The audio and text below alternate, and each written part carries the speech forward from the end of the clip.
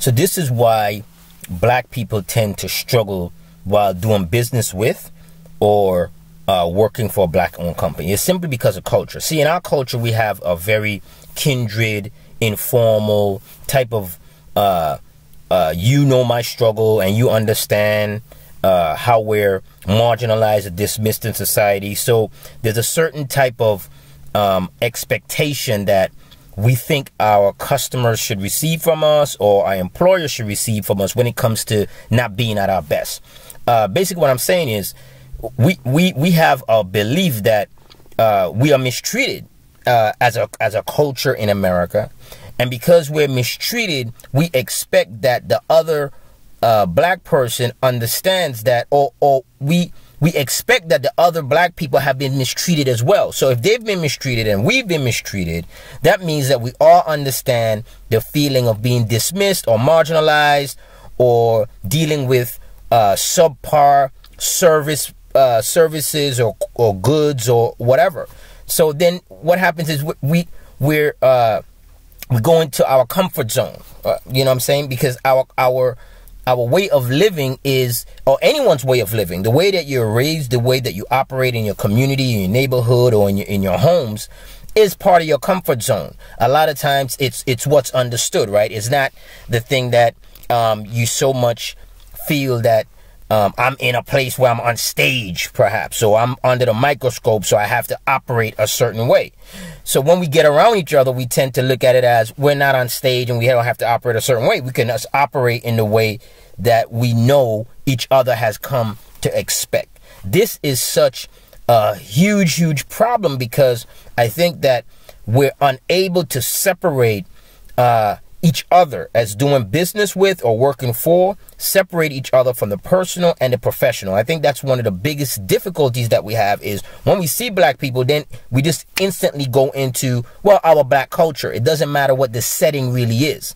You know, we have this kind of like undertone or subliminal understanding, right? That we know. So let's kind of really trace it back all the way to, let's say, slavery or the Jim Crow era, right? So around that time, let's just say the slave era, all the blacks in the countries were pretty much slaves, especially in the Deep South, right? So if you ran across another slave and you were enslaved, it was understood that we're all in captivity, we're all suffering, we're all trying to elevate ourselves or wanting to break free. But the reality is we're slaves, right? We're enslaved.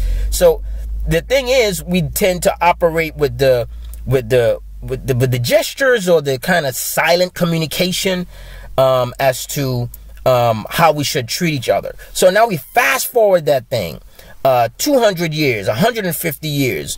It's still becoming generational. We haven't been able to break out of, well, once I see a black person, they should understand that we all are inferior to this country. We're all enslaved, right? So I'm going to deal with my fellow slave a particular way.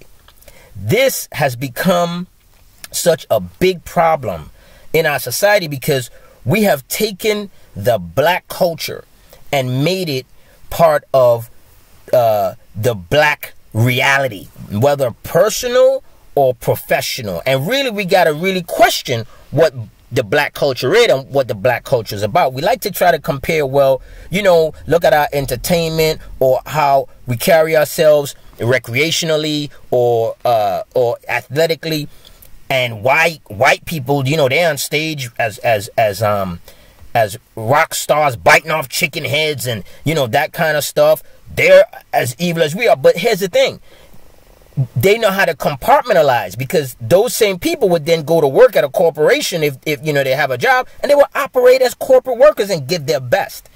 We're struggling in that area, and we have to learn to separate the personal from the professional. When we get in a professional environment, stop allowing ourselves to go in this comfort zone, almost like this understood communication or understood level of quality or service that we offer, simply because that person is black and they're used to subpar treatment and subpar experiences.